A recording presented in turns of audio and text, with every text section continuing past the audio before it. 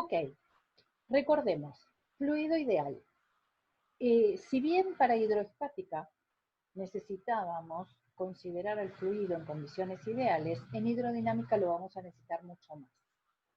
Todas las leyes, los teoremas, los principios, todo lo que nosotros utilizamos dentro de la física es para poder explicar qué es lo que ocurre en la naturaleza, pero no son, no explican el 100% de lo que ocurre, sino que todo lo que es ideal trata de explicarlo, pero bajo ciertas condiciones y pautas. O sea, todas las leyes, todos los principios, todo tiene que ver con que está acotado para el uso de ciertas situaciones.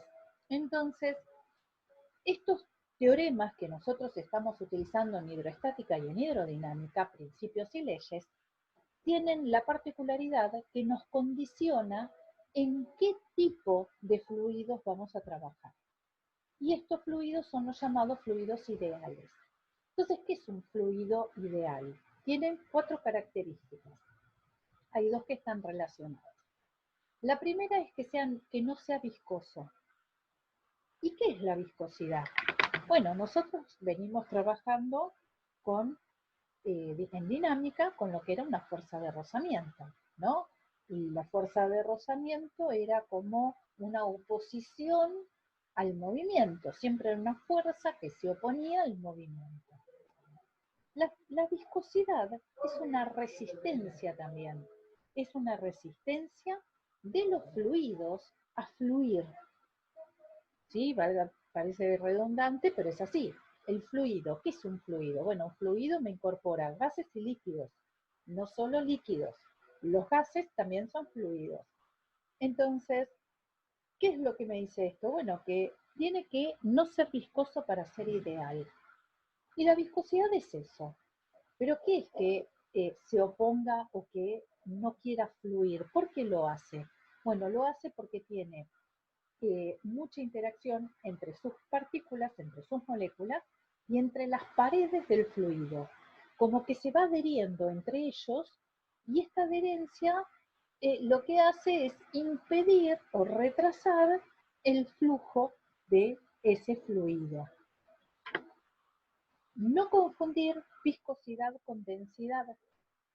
La densidad es una propiedad que tienen los líquidos, pero me relaciona la cantidad de materia que ocupa un cierto volumen. Por eso densidad, nosotros lo sabemos que era masa sobre volumen, ¿no? Para nosotros decimos siempre, bueno, sí, ¿qué es la densidad? Masa sobre volumen. ¿Sí? Densidad igual a masa sobre volumen. Bien, es cantidad de materia que ocupa un cierto espacio. No tiene nada que ver con el fluido que quiere fluir. Absolutamente nada. Así que sea viscoso no quiere decir que sea denso. Puede ser muy viscoso, poco denso, muy denso, poco viscoso, muy viscoso, muy denso, poco viscoso, poco denso. Combinación cualquiera. Son propiedades totalmente diferentes. Después tengo que el fluido sea incompresible. ¿Qué quiere decir eso? Que no se comprima. ¿Cómo que no se comprima? Y sí, yo por ejemplo, si tengo un gas, por ejemplo, si inflo un globo y al globo lo achico, lo achico, lo achico, la misma cantidad de materia que estaba ahí adentro la estoy cada vez metiendo en un volumen más pequeño. Eso quiere decir que estoy comprimiendo esa cantidad de materia en un volumen cada vez más pequeño. Eso es que se puede comprimir. Bueno, un fluido ideal no se debe comprimir. Un fluido ideal tiene que tener esta característica de que siempre su densidad es constante en el tiempo. No tiene que variar. ¿Por qué? Porque si la misma cantidad de materia ocupa un volumen cada vez menor, me está diciendo que la densidad aumenta. Y yo lo que no quiero es que en el tiempo de interacción o en el tiempo mío de estudio de esta porción de materia o de este sistema, haya una variación en la densidad. No quiero eso. Entonces, necesito que mi fluido sea incompresible. ¿Y después qué quiero? Las otras 2 cualidades están como ligadas, que el flujo sea estacionario y que sea laminar. Que sea laminar tiene que ver con estas líneas de corriente permanentes, donde no aparecen torbellinos, donde no aparecen turbulencias. Es como si uno quisiera poner una hojita en la zanja y uno ve que va por una línea, ¿no? Y sigue ese movimiento, y que si uno pudiera volver a poner otra hojita en el mismo lugar exactamente, vuelva a ser exactamente el mismo movimiento que hizo la anterior. ¿Por qué? Porque siguió una línea de corriente. En cambio, cuando aparecen torbellinos, cuando aparecen turbulencias, las líneas de corriente se entremezclan y ya no es laminar. Y el flujo estacionario tiene que ver que sobre este flujo laminar, o sea, sobre estas líneas de corrientes, en diferentes puntos, yo puedo medir, imagínense una línea. A ver, vamos a imaginarnos un río, ¿no? Entonces yo tengo este río y este río tiene una línea y tiene otra línea. En cada punto de esta línea, pónganse acá, punto 1, uy, me quedó, seguía apretando el lápiz, ahí está, vamos a poner acá. Acá medimos el punto 1, ¿no? Por ejemplo, en otro punto de la línea, digo que es el punto 2, en otro el punto 3, y lo mismo sobre la otra, qué sé yo, otro punto 1, porque cada línea va a ser diferente, ¿no? Punto 1, otro punto 2 y otro punto 3. Entonces, no importa si yo mido la velocidad en el punto 1 a tiempo 1 segundo, o si mido la velocidad en el punto 1, ¿sí?, a tiempo 10 segundos, cualquier cosa, a tiempo 10 segundos, o si mido la velocidad en ese punto 1 a tiempo 40 segundos, esa velocidad se mantiene constante. Esa velocidad en el punto 1 no cambia en mi periodo de estudio. Ahí lo mismo, no cambia en mi periodo de estudio. Y lo mismo va a pasar en la velocidad 2 y lo mismo va a pasar en el punto 3. Ahora, ¿tiene que coincidir la velocidad 1, la 2 y la 3? No, para nada, porque va a depender de otras condiciones. Pero sí, el flujo estacionario lo que me dice es que todas las partículas que pasen por el punto 1 a lo largo de mi tiempo de estudio, siempre su velocidad va a ser la misma. Eso es lo que me dice el flujo estacionario. Bien. Entonces, teniendo estos parámetros, vamos a ir a nuestro primer teorema, que es la ecuación de la continuidad. ¿Y qué es la ecuación de la continuidad? Bien, ¿la continuidad de quién? ¿No? Ya la palabra me lo está diciendo. Estoy hablando de una continuidad de algo. En realidad de lo que estoy hablando es de la continuidad de la masa. En esta ecuación de la continuidad, no me va a importar quién genera el movimiento. Es lo mismo que cuando estudiábamos cinemática y dinámica. Cuando estudiábamos cinemática, a nosotros no nos importaba quién ocasionaba el movimiento. Lo que nos importaba era poder estudiar ese movimiento, ¿sí?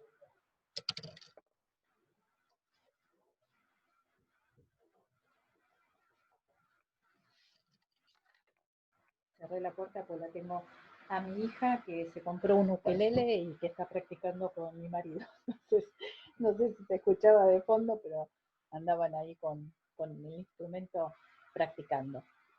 Entonces, lo que va a ser continuo acá era la masa. Lo que dije fue que en cinemática nosotros estudiábamos el movimiento, pero que no nos importaba quién lo ocasionaba. Bueno, acá me pasa lo mismo. En la ecuación de la continuidad yo lo que quiero ver es cómo es ese movimiento. ¿Y qué es lo que es continuo? Ok, lo que ocurre es lo siguiente. Fíjense, esto es un caño. Este caño tiene una sección 1 o área 1 en una porción, que lo vamos a llamar punto 1, y un área 2 en otro punto que es el punto 2. El área 1 y el área 2 son diferentes, ¿está bien? Ahora imagínense que todo este conducto está lleno de fluido. Quiere decir que entre el área 1 y este delta X1, acá adentro hay una cantidad de masa. Esa cantidad de masa va a depender del volumen que haya ahí adentro. ¿Por qué? Porque en cualquier prisma, ¿sí?, regular, el área de la base por la altura me va a dar el volumen. ¿Está bien? Si tienen preguntas, me hacen, ¿sí? Porque a mí se me pone naranjita arriba en el chat y yo veo que por ahí tienen consultas o me paran y me preguntan. Entonces, acá adentro tengo una cantidad de volumen. Dado que la densidad, dijimos que era constante a lo largo de todo el circuito y el flujo, porque era no compresible, quiere decir que en ese volumen tengo una cantidad de masa. Pero cuando esta cantidad de masa se desplaza, la cantidad de masa que hay en este sector se desplaza, la misma cantidad de masa se desplaza en el punto 2. Pero como su sección es más grande, esa cantidad de masa va a estar en el mismo volumen. Pero al tener un área más grande, entonces su altura de ese prisma va a ser menor, ¿no? Considerando el prisma, ¿me entienden cuando hablo del prisma como prisma en sí? O sea, esto, ¿no? Por ejemplo, un cilindro es un prisma. Entonces, ¿yo cómo sé qué volumen hay acá adentro? Bueno, cualquier prisma regular, ¿sí? Es el área, el volumen va a ser el área de la base por esta altura. Pero esta altura para nosotros ahora es lo que vamos a llamar nuestro desplazamiento, nuestro delta X. ¿Está bien? Entonces, área por altura me va a dar el volumen. O sea, el área por nuestro desplazamiento, que es exactamente lo mismo, va a ser el volumen, o sea, el desplazamiento de la masa. Eso me va a dar el volumen. Y como densidad era igual a masa sobre volumen, obviamente a partir de acá, sabiendo el volumen, sabemos que esa cantidad de masa va a ser densidad por volumen, es igual a la masa. Ahí está. Bien, ¿hasta acá vamos entendiendo bien? ¿Sí? Sí. Bueno, entonces, yo sé que la cantidad de masa que se desplaza acá en este volumen va a ser la misma cantidad de masa que se desplaza acá. Y lo que estoy diciendo es eso, como no se comprime, la continuidad es la continuidad de la masa. Pero es difícil expresarlo en masa. Entonces, ¿qué hago? Bien, yo sé que como tengo el movimiento del flujo es continuo y constante, por MRU, ¿se acuerdan? Donde la velocidad era constante, yo sabía que la velocidad era el desplazamiento con respecto al tiempo. Pero puedo reescribir a este desplazamiento como velocidad por tiempo. Entonces voy a reescribir la masa en función de la densidad y de las velocidades. ¿Sí? Entonces, ¿qué digo? Bueno, la cantidad de masa 1 que hay acá la puedo escribir como densidad por área 1 por delta X1, lo que dijimos acá. ¿Por qué? Porque área 1 por delta X1 no era otra cosa más que el volumen. Entonces, densidad por volumen, ¿sí?, es masa. Volumen es altura o delta X por el área, y estoy siempre diciendo lo mismo. Pero delta X lo puedo reescribir también como velocidad por delta T. Quiere decir que decir 30 gramos o decir su densidad por el área, por el desplazamiento, que a su vez es igual a la densidad por el área por la velocidad que llevan las partículas en ese punto por el delta T, siempre termina en unidades de masa.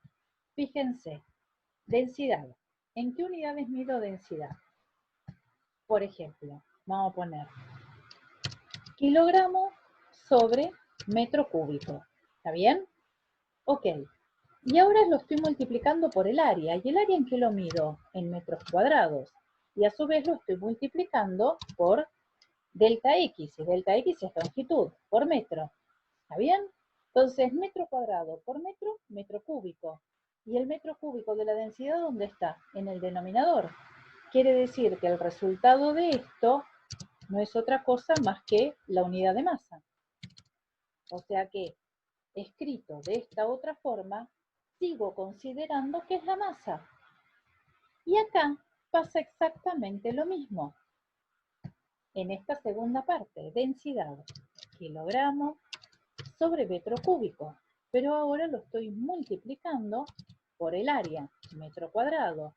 Pero ahora lo estoy multiplicando por la velocidad, metro por segundo. Pero a su vez lo estoy multiplicando por el tiempo, por segundo. Entonces, este segundo que está en el denominador con este segundo que está en el numerador se simplifican. Metro por metro cuadrado me da metro cúbico, que se simplifican con el metro cúbico de la densidad, y esto en qué unidades me queda, en kilogramos. No importa cómo lo escriba, siempre estoy hablando de la masa. Profe, Sí, me perdí con este último, lo entendí bien las unidades, pero en sí. el anterior no sé dónde sale el último metro.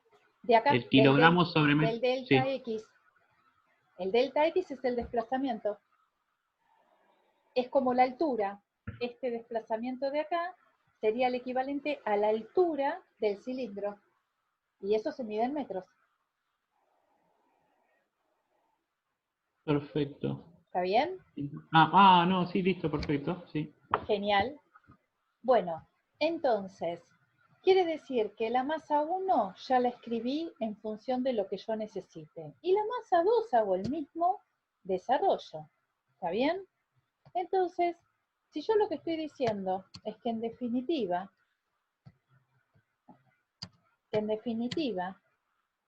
lo que la masa que corre por el punto 1 es igual a la masa de punto 2, o sea que la masa 1 es igual a la masa 2, puedo decir que la densidad por el área 1 por la velocidad 1 es igual a la densidad por el área 2 por la velocidad 2. ¿Qué pasó acá? Me falta un delta T, pero el delta T se simplificó. ¿Por qué se simplificó? Igual que se va a ir la densidad, porque es la misma. O sea, en este caso de acá, opa, no, quiero volver para atrás. Ahí, ¿dónde está mi lapicito? Acá. Acá me está faltando el delta T, ¿no?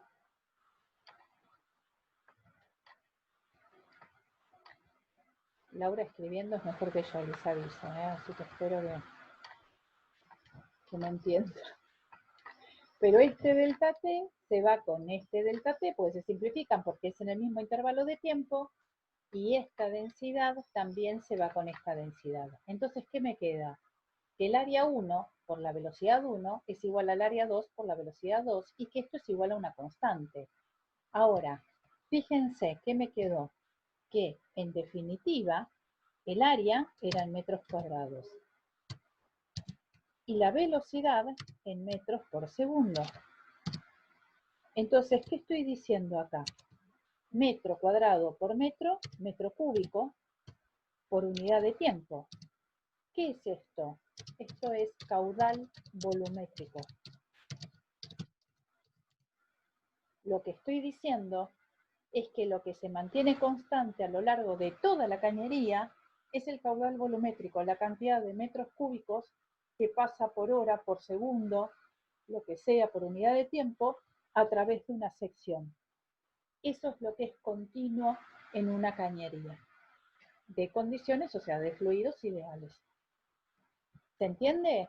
Entonces, ¿qué me está diciendo esto? Que si área 1 por velocidad 1, o sea, a mayor área, menor velocidad, y a menor área, mayor velocidad.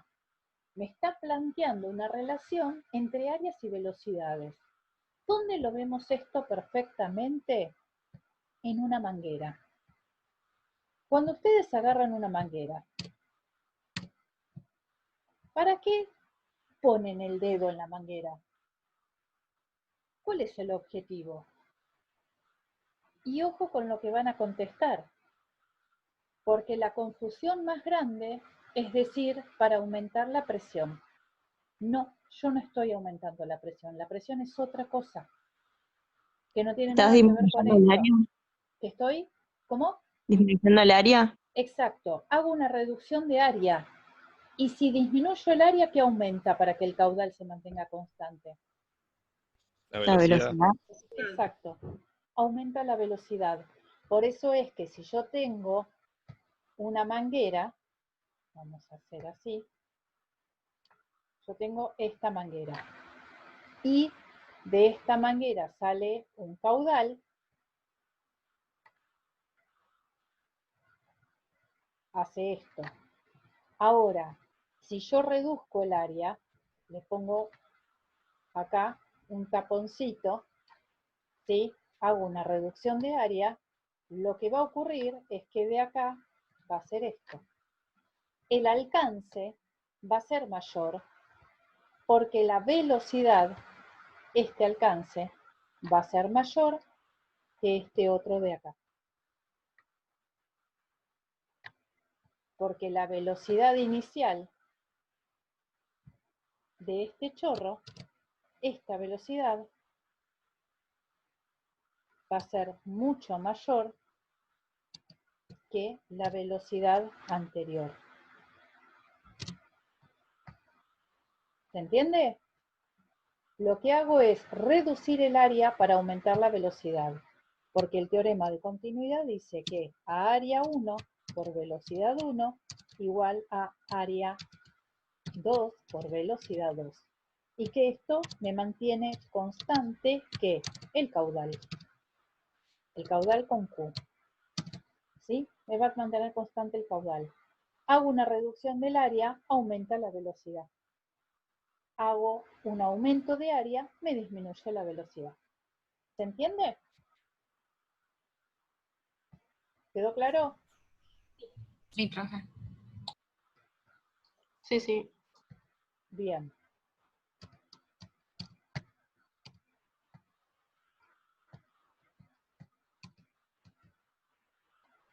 Bueno, en este problema, por ejemplo, lo que les dice es que un jardinero usa una manguera de 2.5 centímetros de diámetro. Ojo con el tema diámetro y área, ¿sí? Porque recuerden que el área de una circunferencia era pi por radio al cuadrado, pero que el radio, a su vez, es diámetro sobre 2. Entonces, hoy a la mañana les costó, cuando les hice esto, se quedaron, me parece que medio como que no entendieron para dónde salir. Si el diámetro es igual al radio sobre 2, ojo, porque cuando yo tengo el radio sobre 2, el radio por 2, esperen que hice el IVA acá, puse sobre 2 era el diámetro. Vamos a sacarlo, ahí está. Porque después este radio está al cuadrado. El radio es igual al diámetro sobre 2. Lo escribí al revés. Yo después el radio lo tengo al cuadrado. Pero si el radio se encuentra al cuadrado, cuando es diámetro, el radio lo reemplazo por diámetro, es diámetro sobre 2. Todo al cuadrado. ¿Sí? O sea, tengo que elevar las dos cosas. Con lo cual, esto sería igual a diámetro al cuadrado sobre 2 al cuadrado, o sea 4. ¿Está bien? Vamos a poner directamente 4. Así nos queda todo eso. Así que ojo, porque lo que estoy diciendo es que si yo reduzco el diámetro después a la mitad, el área no se reduce a la mitad, porque está elevado al cuadrado, con lo cual se va a reducir 4 veces lo que era antes. ¿Se entiende? Ojo con eso, ojo con el diámetro, ojo con el radio y ojo con el área.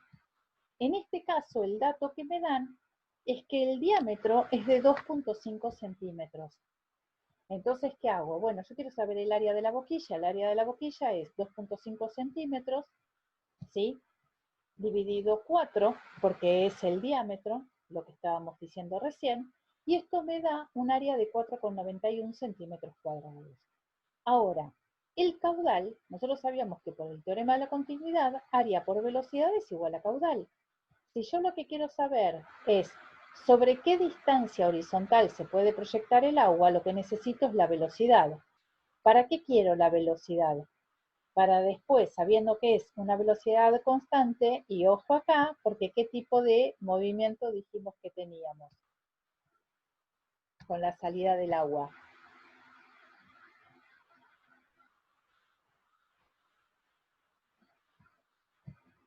Vamos al dibujo de la manguera de vuelta. En posición horizontal, ¿no? Si ustedes la tienen en posición horizontal a la manguera y sale proyectada, ¿qué tipo de movimiento van a tener? Lo hicimos recién. ¿Qué sería esto? Un movimiento en el plano. Sale con una cierta velocidad inicial. Acá va a tener su velocidad inicial y después van a tener que calcular el alcance, como siempre, como lo hicieron en cinemática. ¿Se entiende? Entonces, al decirme que llena la cubeta de 30 litros en 1 minuto, lo que me está dando es el caudal. Tiene un caudal de 30 litros por minuto. ¿Se entiende? Me está dando el caudal. Y si tengo el caudal y tengo el área, perfectamente puedo despejar la velocidad. Entonces de acá, despejando la velocidad, me queda que es 500, perdón, el caudal, bueno, lo pasó a centímetros cúbicos para poder trabajar con los centímetros cuadrados de acá. Hizo el pasaje de litros. ¿Se acuerdan las equivalencias? 1 litro a qué era igual. ¿Alguien se acuerda de eso? 1000 centímetros cúbicos. Es igual a 1000 centímetros cúbicos, tal cual. O lo que es igual a un decímetro cúbico, exactamente. Ahí tienen las igualdades. Entonces, a partir de esto, yo ya sé que 30 litros por minuto, pasados a centímetros cúbicos por segundo, son 500 centímetros cúbicos por segundo. Entonces, ahora sí, ahora tengo caudal y área en centímetros, de acá despejo la velocidad. Y me queda que sale una velocidad de 1.2 metros por segundo. Lo que me dice después es que reduce la abertura a 0.5 centímetros cuadrados. Al hablarme de centímetros cuadrados ya me está diciendo que esto es área, con lo cual hace una reducción del área a 0.5. Si yo ahora tengo con el mismo caudal y el área de acá, calculo la velocidad, lo que me va a dar es una velocidad muchísimo mayor que la anterior, porque fíjense, antes tenía un área de 4,91 y tenía una velocidad de 1.02. Ahora tengo un área de 0.5 y una velocidad de 10 metros por segundo. A menor área, mayor velocidad.